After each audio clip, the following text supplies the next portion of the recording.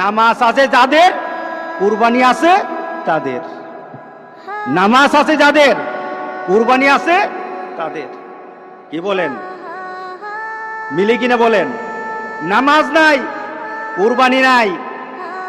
যেই ব্যক্তি নামাজ পড়ে না, যেই ব্যক্তি নামাজ পড়ে না, কুরবানি তার কোনো সফলতা আনবে না। কুরবানি তার জন্য সফলতা বয়ে আনবে না। নামাজ নাই, কুরবানি হবে না তার। নামাজ ছাড়া কুরবানি হবে না, এটাই ধারাবাহিকতা। ইন্না আতাইনাকাল কাউসার ফাসাল্লি লিরাব্বিকা ওয়ানহার। নামাজ আগে, কুরবানি পড়ে।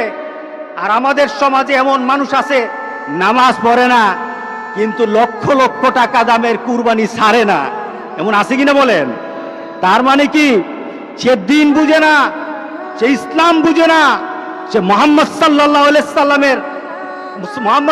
আলাইহি সাল্লামকে দেওয়া আল্লাহর ঘোষণাও জানে না, ইব্রাহিম আলাইহিস সালামকে দেওয়া সেই কুরবানির নীতি জানে না। এই কুরবানি তার জন্য কোনো সফলতা বয়ে আনবে না।